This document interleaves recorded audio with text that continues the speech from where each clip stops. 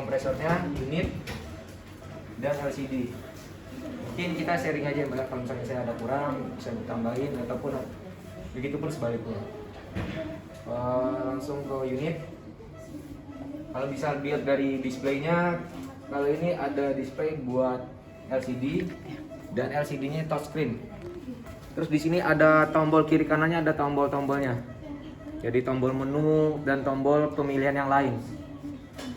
Terus kalau kita lanjut ke bawah, itu ada lubang buat inspirasi dan ekspirasi.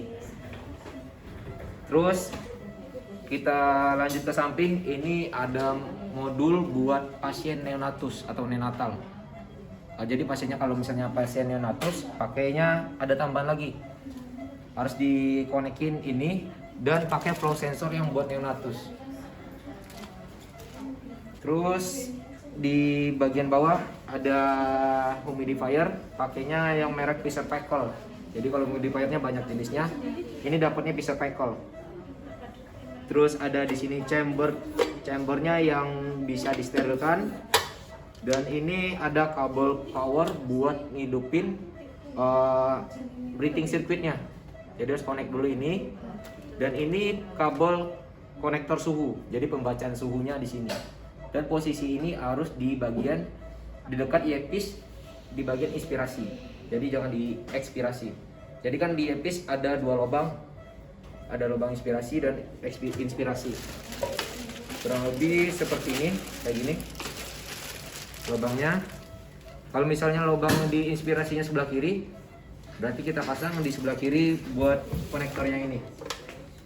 Jadi biar membacanya pas. Terus balik lagi ke bawah, ada kompresor. Kompresor di sini tekanannya kalau misalnya aman buat digunakan ataupun nggak ada kendala di kompresor itu, lihat aja di indikator hijaunya. Kalau jarumnya di indikator hijau berarti itu aman. Kalau misalnya jarumnya di bawah indikator hijau misalnya seperti ini, berarti ada kendala. Pertama kebocoran. Kalau misalnya mampet, berarti otomatis jarumnya lebih. Kalau misalnya over, berarti ada kendala di jalur-jalur dalamnya. Terus di sini ada 3 indikator. Biasanya yang hidup itu sewaktu menggunakan kabel power atau dihidupkan alatnya, itu indikator paling ujung. Terus indikator yang ini kayak termometer di sebelah kiri itu indikator overheat. Jadi kalau misalnya ventilatornya terlalu dipaksa digunain, misalnya 2 minggu berturut-turut tanpa ada jeda. Terus juga pemakaian modenya mode pressure assist control, itu ventilatornya otomatis bakalan overheat sih. Overheat. Ya, gimana cara mengatasinya? Tinggal didiamin selama sejam aja. Jadi kompresornya dimatiin. Kalau ada selang konektor buat kompresor ya sentral, lebih baik dipasang ke kompresor sentral dulu sambil adem. Namanya mesin pasti bakalan panas. Kalau udah adem, kita pasang balik lagi ke sini, dia bakalan stabil. Buat kompresor aja overheatnya. Terus kalau di ventilator itu paling banyak water trapnya. Soalnya ventilator itu diciptain water trap buat gak ada air masuk ke unit. Jadi water trapnya itu ada di breathing circuit. Jadi kayak gini, di inspirasi dan ekspirasinya ada water trap. Terus di bagian mau masuk ke ekspirasi ke mesin, itu ada water trap juga. Ini water trap juga. Jadi supaya mesinnya awet dan nggak ada kendala, nggak ada masalah, lebih baik kalau misalnya ada air di breathing circuit ataupun di water trap dekat ekspirasi, lebih baik dibuka. Kalau bukanya tinggal ditarik ke bawah, putar dikit, dibuang, terus pasang lagi, gampang. Sama juga di breathing juga kayak gitu. Kalau misalnya udah masuk, dia bakalan ngerusak di bagian ekspirasinya. Ekspirasi itu ada flow. Jadi flow ini tuh pembacanya banyak. Jadi kalau misalnya udah masuk air ke dalamnya, dia bakalan merusak pembacaannya. Misalnya pasiennya ke dalam kondisi bagus, tapi di sini pembacanya buruk atau enggak, seharusnya kita ngasihnya ini support 100%, malah kesampainya cuma 80%. Jadi lebih baik kalau misalnya ada air itu dibuang dulu aja, dibuang, dibersihkan. Terus juga Di sini kalau misalnya udah masuk air, pertama yang diganti itu flow. Terus kalau misalnya nggak bisa pun ganti lagi membran ini. Jadi sepaket ini kurang lebih jutaan juga, 10 juta lebih. Jadi lebih baik dicek aja, dicek kan ini tinggal dicek kayak gini. Jadi kalau misalnya klik kan kelihatan. Kalau misalnya ada air tinggal dibuang aja, dibuang di wastafel terus pasang lagi daripada ganti yang baru. Terus kalau misalnya udah rusak dalam itu udah bongkar mesin, udah bakalan susah. Kalau udah masuk air terus diperbaiki otomatis maksimal dari kinerja alatnya gak bakalan 100% lagi. Terus kita lanjut ke alat. Terus kalau di bagian depan udah oke, di bagian belakang alat bisa kita lihat di banyak kabel-kabel. Yang paling jelas ini buat oksigen, dan yang hitam ini buat udara. Udara ini kenapa nyambung ke bawah? Karena dia ngasilin dari kompresor ini. Kalau misalnya mau pasang ke sentral, udara tekan sentral, tinggal ada konektornya di sini. Konektornya ada ini, jadi tinggal dibuka bagian ini, pasang, terus kurang lebih sama pemasangan kayak gini. Kalau dia overheat ya? Ya kalau misalnya overheat. Kalau bisa overheat, jadi bisa langsung disambung. Ya. Terus di bagian belakangnya juga ada water trap kayak gini. Jadi ini buat oksigen, kan oksigen pasti bakalan ada kondensasi. Namanya udara dingin, mesin panas berarti bakalan ada kondensasi. Cara buang airnya kalau yang di sini, yang buat oksigen tinggal dipencet aja. Kalau yang buat di kompresor tinggal putar yang hitam itu ke bawah. Ini buat kompresor, bisa dicek juga di belakangnya. Paling ini lama penuhnya, bakalan ada airnya itu lama. Terus di sini ada filter, di sini filter bukan buat ke manusia, tapi filter buat ke mesin aja. Kan mesin itu ada kipasnya buat dingininnya.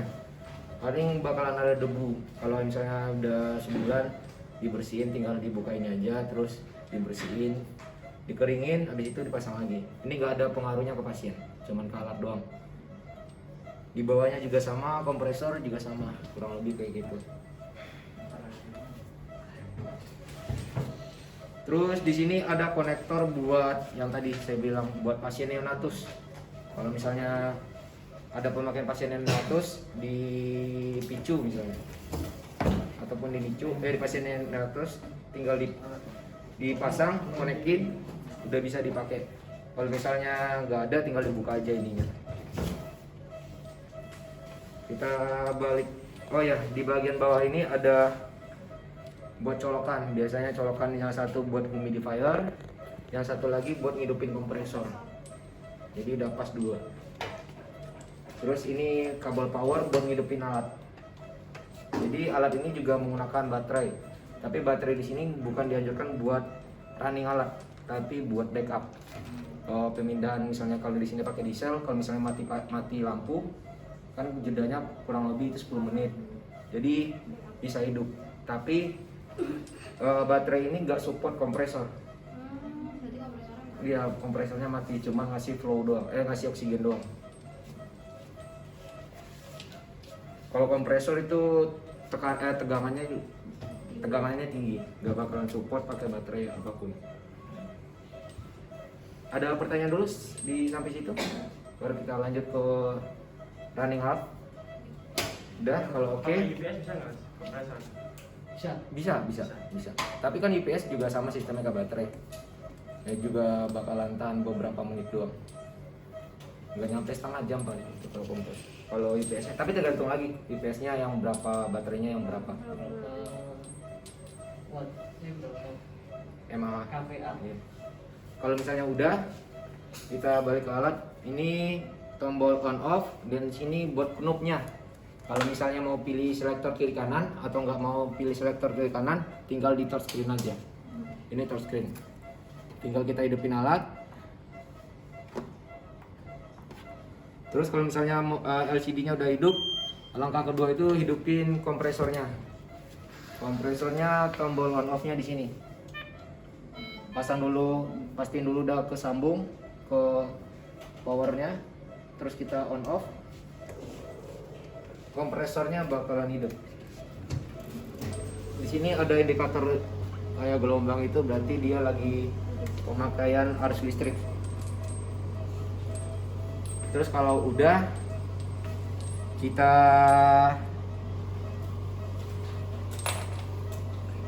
hal yang pertama kita lakukan sistem cek dulu. Kalau misalnya itu alat baru harus sistem cek. Kalau misalnya pergantian breathing harus sistem cek. Jadi sistem cek itu mengecek kayak misalnya tadi oksigennya itu support nggak ke mesinnya, terus kompresornya support nggak ke mesinnya, terus buat pergantian O2 sensornya, kalau misalnya pergantian O2 sensornya udah setahun harus diganti. Oh ya, saya lupa, kalau O2 sensor sebelah sini, jadi O2 sensor ini ada lifetime-nya, jadi ada masa berapa tahun pakainya semua O2 sensor. Jadi kalau bisa dilihat di sini itu ada tanggal, tahun, dan bulan. Kalau misalnya lebih enaknya sewaktu alat ini pertama kali digunakan, misalnya besok tanggal 27 misalnya. Jadi ditandain aja 27 bulan 4 2022 O2 sensor dipakai. Berarti digantinya tanggal 27 bulan 4 2023. 1 tahun ya? 1 tahun. Yang pergantian 1 tahun itu satu ini. Terus yang kedua di bagian flow. Jadi flow-nya ini sama berbarengan. Flow sama O2 sensor harus setahun sekali. Jadi kalau mau ganti O2 sensornya tinggal ditarik ini. Terus kalau misalnya ada pemakaian, misalnya ada pasien yang COVID atau enggak pasien HIV pakai ventilator, mau disterilkan, jadi cuman disterilkan ini aja, flow sensornya aja, sama di bagian dalam dibersihin sedikit. Soalnya lebih berpengaruh ke ekspirasinya, soalnya bakal masuk mesinnya. Itu direndam nggak bang? Iya, direndam pakai, boleh, tergantung cairan di sini. Jadi cukup direndam habis sekitar 5 menit sampai 10 menit, habis itu ditiriskan aja, nggak boleh dicolok, soalnya di bagian dalamnya ini ada kaca pembacaan flow-nya. Jadi kalau misalnya kita colok kayak gini pakai tisu, dia bakalan pecah kacanya. Lebih baik ditiriskan aja kayak gini sampai dia kering. Kalau udah kering ya udah kita pasang lagi. Kalau udah oke, tinggal kita pasang. Kalau mau bukanya ini ada tombol lock, geser, tarik. Kalau mau pasang gak usah digeser, tinggal di ini aja. Terus ini inspirasi, ekspirasi, dan yang ini buat nebulizer. Jadi udara tekan dari nebulizer. Kalau misalnya kita pemakaian nebulizer, di sini udaranya bakalan keluar. Terus kita pasang lagi. Pasang O2 sensornya. Di sini ada kabel jack, kabelan buat pemasangan O2 sensornya.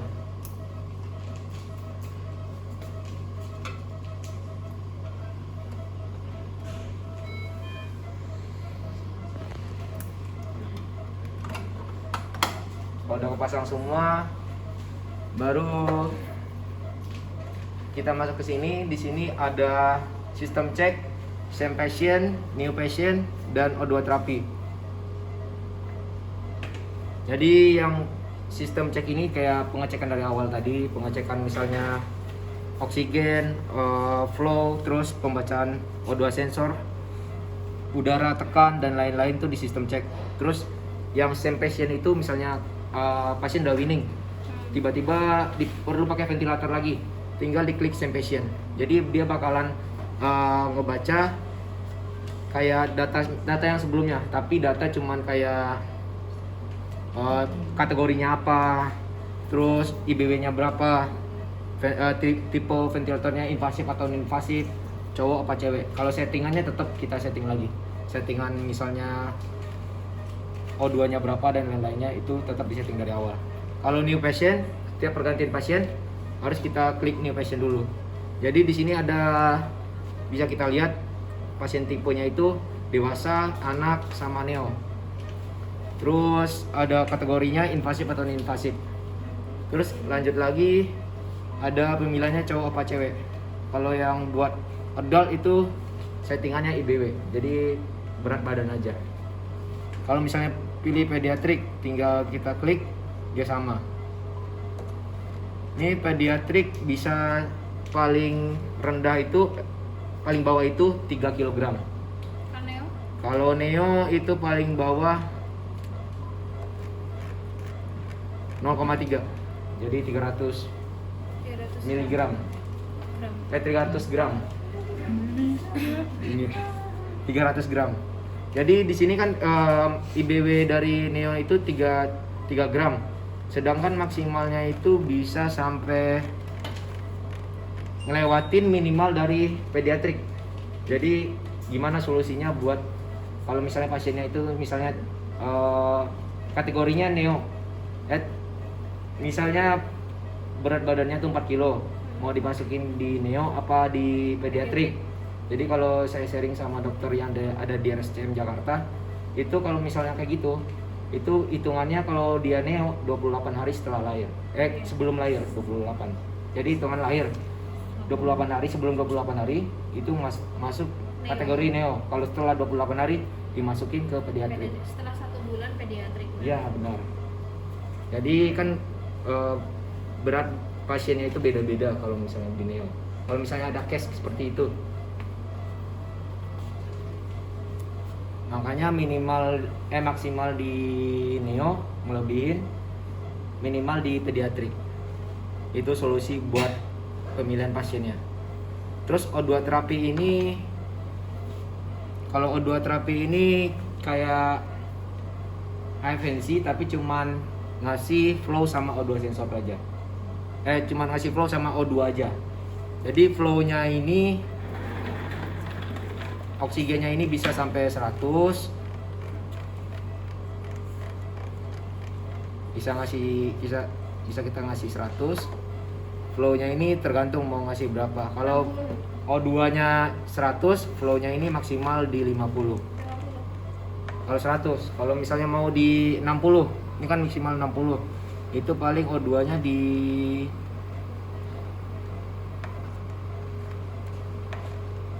80.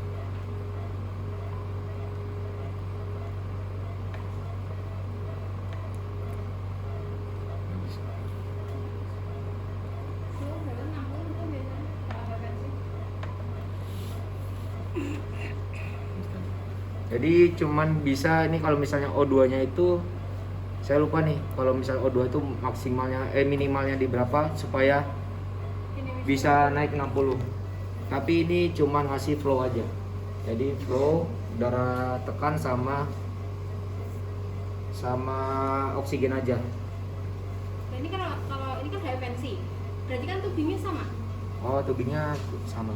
Sama. Terus nanti yang buat ininya berarti ada ngasih ram gitu.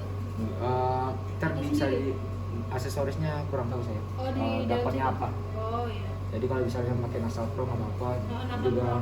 Kayak ramnya gitu kan. Kalau nggak salah ini dapat apa nggak kurang tahu saya. Oh, Jadi iya. kurang lebih sama, tapi ini cuman kayak ngasih flow aja, ngasih flow sama oksigen aja. Jadi nggak ada inspirasinya, dia ngasih inspirasi aja. Kalau misalnya mau balik lagi, tinggal pencet tombol standby, kita okein lagi. Kita balik lagi ke mode awal. Terus di sini juga ada 5 mode yang harus kita perhatikan. Jadi mode awalnya ada VIC, ada PIC, ada SEMV, ada PCMV dan CPAP. Kalau di 2 mode ini, volume assist control dan pressure assist control itu 100% dari alat. Jadi alat ini yang hidup pasien itu tergantung dari alat. Kalau misalnya 50-50, misalnya 50 pasien, 50 dari alat, itu pakainya yang ada SEMV-nya. Yang 2 ini. Jadi 50 pasien, 50 dari alat. Terus kalau yang CPAP atau PSV ini kayak misalnya nafas pasien yang kurang maksimal aja.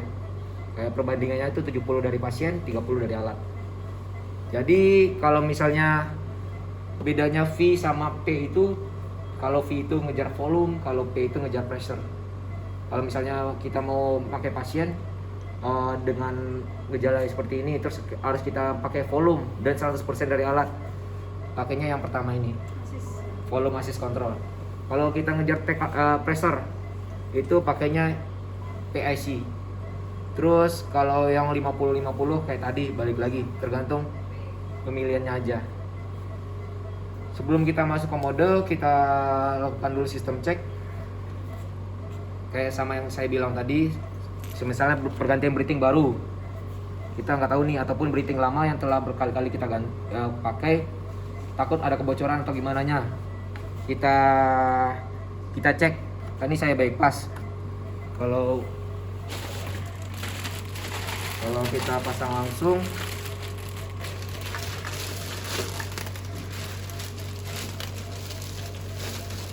kalau ini breathingnya yang merek Mindray, jadi dapat juga yang merek Mindray, dan gratisannya juga banyak itu breathing yang merek Gentek. Kalau ini kan buat pasien dewasa. Pasti ibu-ibu sekalian udah tahu buat pemasangannya seperti apa. Kalau misalnya udah kayak gini, terus pemasangan bakteria filter. Kalau ini kan pemasangannya nggak pakai humidifier. Terus gimana kalau misalnya dapat breathing yang seperti ini? Kalau yang pakai yang ini ataupun ke dalam, misalnya besok udah lama rusak ini, terus kita mau tetap pakai alat ventilatornya, masih bisa. Caranya gimana? Jadi kalau bakteria filter itu taruhnya di ekspirasi, terus ada namanya HME. HME itu kurang lebih fungsinya sama kayak ini, tapi cuman ngelembapin udara. Bentuknya sama kayak bakteria filter, tapi lebih cembung. Taruhnya di inspirasi. Misalnya ini HME, kita taruh di inspirasi, terus bakteria filternya kita taruh di ekspirasi. Misalnya ada kita taruh nih, terus kita pasang.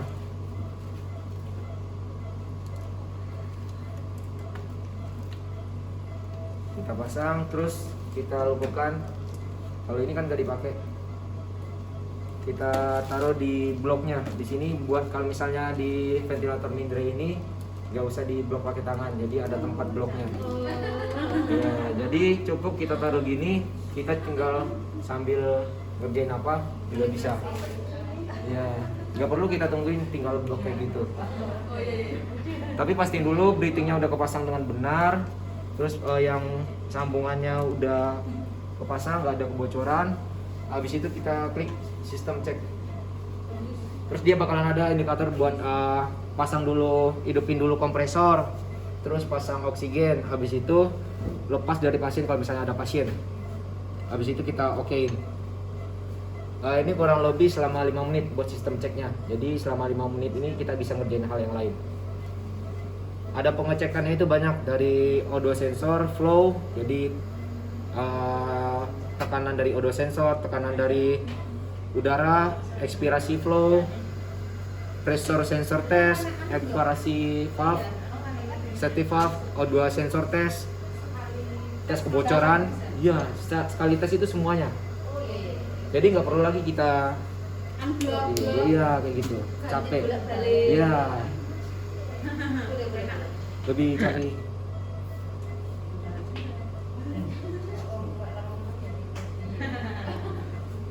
Terus di bagian bawah ini ada neonatal flow sensor. Jadi kalau misalnya pemakaian neonatal, ini harus pemakaiannya tambahannya ini. Jadi kan ini boleh dibuka? Apa? Gak usah. Kalau dipakai saya ulang. Iya, tinggal steril, sekalian aja dicoba. Saya buka ya. Endoknya apa? Oh. Oh, ada loro ya? Enggak, itu udah berjalan. Endok loro ya? Terus yang ini harus di sistem cek juga. Jadi kan ini kalau misalnya diganti berkali-kali ataupun dianjurkan ini satu pasien satu, tapi balik lagi ke rumah sakit. Kita juga nggak bisa maksain, tapi saya rekomendasi sekali satu kali. Soalnya ini kan bakalan ada air ntar di dalam sini. Iya. Terus kalau udah lama bakalan ada kerak, flow-nya bakalan tersumbat, terus PAP-nya bakalan pengaruh juga. Kalau ini tinggal dipasang ke sini, tinggal disesuaikan aja. Ya, sampai bunyi klik. Gitu. Jadi kalau kadang banyak case juga belum kepasang ke sini. Kadang pembacaannya juga fail gara-gara kurang pas. Kalau udah pas kayak gini, sambil ditekan aja. Kalau udah pas, disiapkan ini di sini. Jadi buat pembacaan neonatal. Jadi kalau misalnya ini mau dipakai, ini di sistem cek juga. Jadi sistem ceknya kalau udah sampai di satu terakhir ini bakalan ada arahannya. Buka ini dari sini terus pasang. Ya gitu aja. Ntar kita dewasa nggak perlu pakai itu ya? dewasa nggak? Ini buat pasien neonatal saja. Kalau misalnya buat pasien dewasa, cuman pakai buat pasien dewasa, tinggal di skip aja atau di cancel. Ntar kita cobain.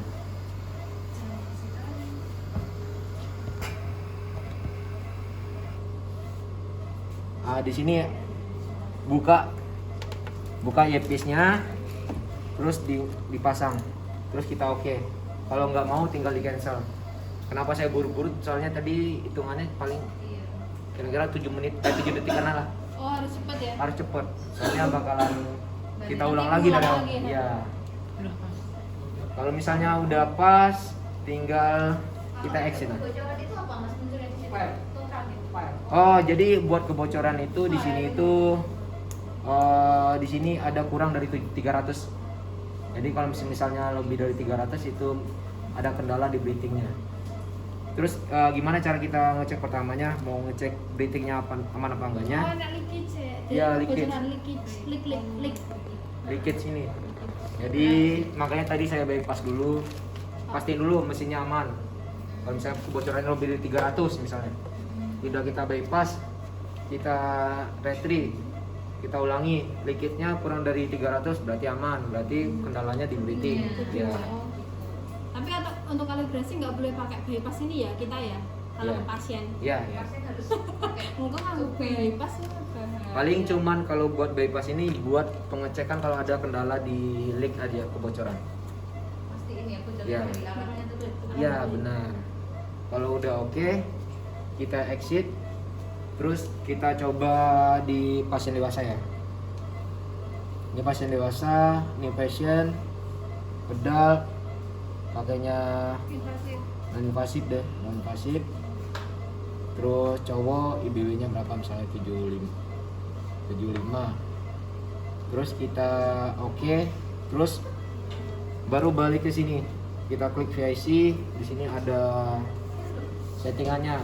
Mau oksigennya berapa? Misalnya oksigen 40, TV-nya 520 perbandingan expirasinya. TV itu Tidak volume. tidak. Iya, benar. Jadi kalau minre ini bisa diatur. Iya, benar. Nah, bisa diatur tapi nek yang lain keras. Terus flow-nya berapa?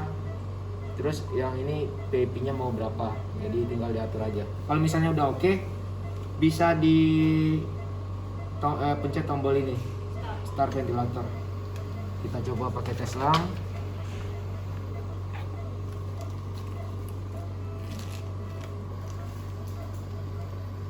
Bisa dulu mas. Cek no, Mas. Hai.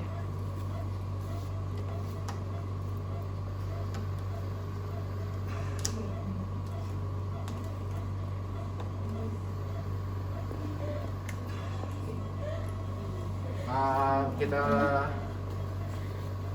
lanjut ke sini. Di sini kalau buat dari displaynya itu ada empat pilihan lah displaynya seperti apa. Kalau ini yang waveform seperti ini tampilannya. Kalau mau yang tampilannya spirometri tinggal pencet spirometri, kurang lebih seperti ini. Yang kembang. Ya benar. Yang utuh. Terus yang trend seperti ini. Oh iya, yang muncul pipitnya ini. Ya, terus kalau misalnya mau semua angka keluar, tinggal di value. Kurang lebih Yang seperti tiga ini. letter turun lagi. Terus itu cuman buat tampilan aja. Kita lanjut ke sampingnya. Ini buat matiin alarmnya selama 2 menit. Yang bawah ini. Yang di atas. Jadi kalau misalnya ada alarm, kalau mau kita bisuin bunyinya, tinggal pencet bagian ini. Jadi hitungannya selama 2 menit. Terus kalau alarm yang bawahnya alarm reset, buat nge-reset alarmnya. Terus yang di bawahnya alarm setup buat settingan minimal dan maksimalnya. Jadi maunya berapa bisa kita setting di sini. Oh, di situ. Iya, nggak perlu ke menu lagi. Iya, nggak perlu kemana ya. Terus di bawahnya itu mode standby. Jadi misalnya kalau udah oke, udah dilepas dari pasien, mau kita matiin alatnya harus di standby dulu. Jadi kita pencet ini, dia bakalan ada indikator awalnya. Yakin kalau udah pastikan standby, tinggal di okein. Kalau enggak tinggal di cancel. Terus yang bawah ini mode freeze. Jadi kalau misalnya mau lihat grafiknya, grafik gelombangnya, tinggal di freeze, tapi tidak nge-freeze angka-angkanya, cuman di grafiknya aja. Angkanya tetap jalan, cuman di grafik ini aja. Angkanya tetap jalan. Kalau mau kita balikin lagi, tinggal pencet tombol freeze lagi. Terus kalau menu ini buat banyak sih dalamnya. Kalau menu ada tools, kalibrasi. Di sini juga ada kalibrasi internal. Kalau misalnya ada kendala kayak seperti tadi oksigennya kurang pas, permasalahannya di alat apa di oksigen. Jadi tinggal di menu kalibrasi. Di sini ada 4 parameter.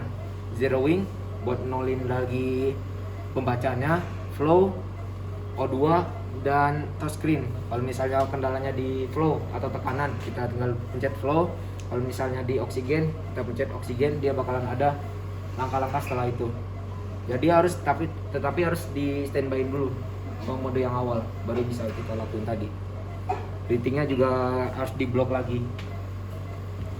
Terus ke mode sebelah kanan, di sini paling atas itu ada lock. Jadi kalau misalnya udah dipencet itu nggak bisa dipencet lagi touchscreen-nya, dikunci. Terus kalau mau balikin lagi tinggal dipencet.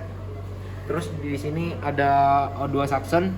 Kalau O2 suction itu nggak kayak suction biasa, nggak ngisep gitu. Jadi O2 ini cuman kalau misalnya kita pencet O2 suction ini, dia bakalan ngasih oksigennya 100% secara otomatis selama 2 menit.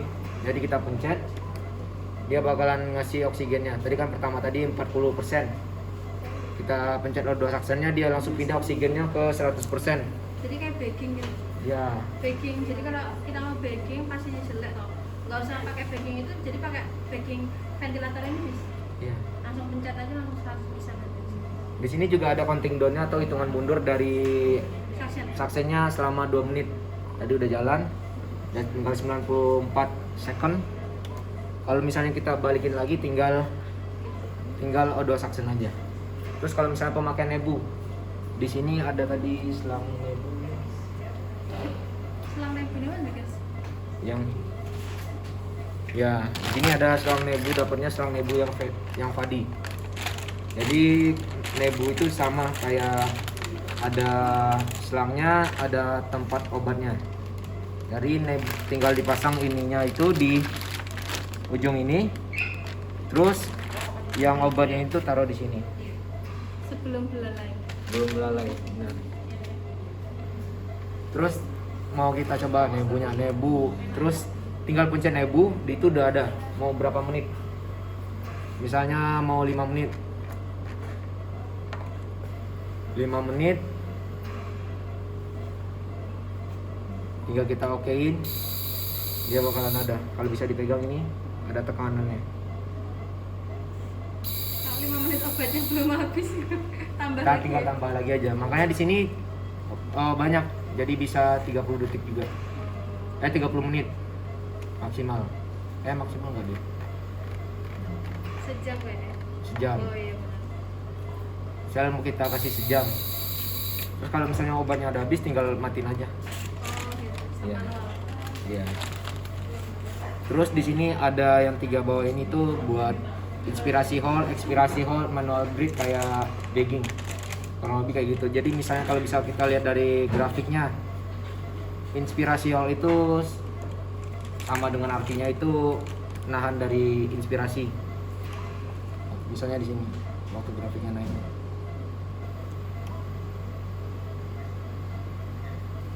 dia bakalan ngasih terus. Grafiknya bisa kita lihat berbeda.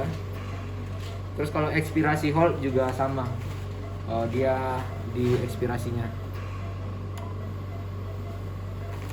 Kalau kita lihat ekspirasinya lebih panjang. Terus juga manual beat kayak bagging.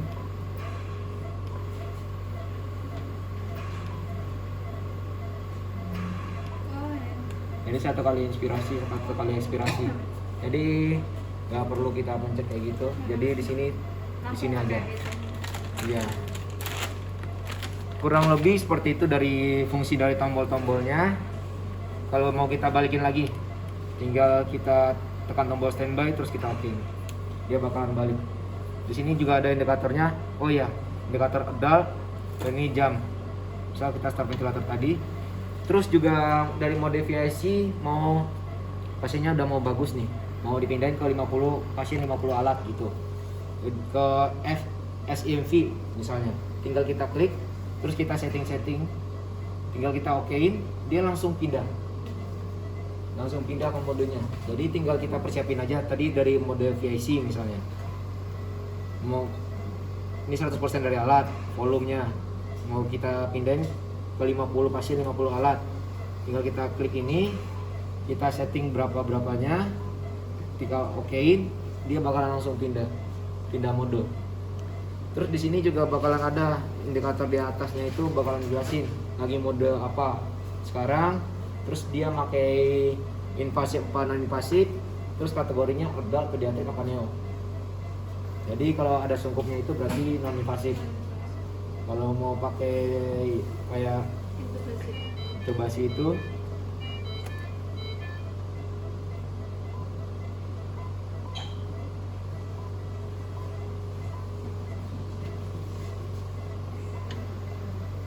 kurang lebih kayak gini gambarnya.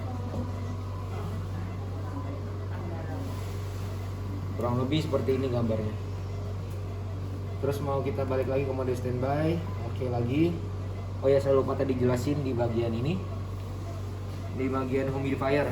Di humidifier itu cuman ada 3 tombol, tombol buat matiin alarm, terus tombol pemilihan invasif non invasif, dan tombol on off. Jadi tinggal kita hidupin, kan udah colok, pasti dulu udah colok, kita hidupin. Terus kita lihat aja di sini gambarnya apa. Misalnya kayak gini lagi pemakaian invasif. Mau kita pindahin tinggal kita pencet aja. Dia langsung pindah. Ini buat matinya, gak ada suara. Terus di sini juga ada indikatornya. Ada nih lampunya. Oh, ini belum kupasang kabel powernya. Terus ini juga sensor suhunya juga belum kupasang. Jadi tinggal kita lihat aja. Kalau mau matinya tinggal dipencet. Jadi perbedaan dari invasif dan non invasif itu cuman dari suhunya aja. Kalau yang non invasif itu yang pakai mask itu suhunya lebih tinggi dibandingkan yang invasif. Kalau misalnya pakai ETT kan lebih ke invasif. Itu suhunya lebih tinggi, itu maksudnya nggak terlalu panas. Kalau pakai ETT nggak terlalu panas, kalau yang pakai mask lebih panas buat suhunya. Jadi kalau kenapa dipakai humidifier itu fungsinya buat ke pasien aja lebih nyaman. Kalau misalnya nggak pakai pun nggak masalah, nggak ada humidifier, nggak ada HME nggak masalah. Tapi balik lagi pasiennya bakalan gelisah, soalnya cuman lebih dingin. Ya cuman ngasih oksigen doang, oksigen sama udara doang. Bibir bakal kering, kerongkongan bakal kering. Makanya dikasih humidifier buat fungsi dari chamber ini buat melembabkan. Di sini juga ada water levelnya berapa. Kan kurang lebih kurang lebih kan seperti ini kalau misalnya udah ada. Ini masuk ke sini, misalnya ini ke sini misalnya. Inspirasi udara dari alat masuk ke chamber melembabin, habis lembab kan didorong terus bakalan masuk ke selang inspirasi yang ini. Ah, di sini dia dipanaskan. Kalau bisa dilihat di selang yang ini yang ada chambernya itu, yang ada chamber ini di bagian birunya itu ada lilitan kabel, itu heater wire, itu buat manasin udaranya itu. Jadi fungsi ini buat panasin. Kalau di sini chamber ini buat lembapin aja, lembapin udaranya, dorong lagi ke masuk ke inspirasi selang yang satu lagi, dipanasinya di sini. Heater fire. Makanya kenapa harus di sini posisi dari O2 sensornya.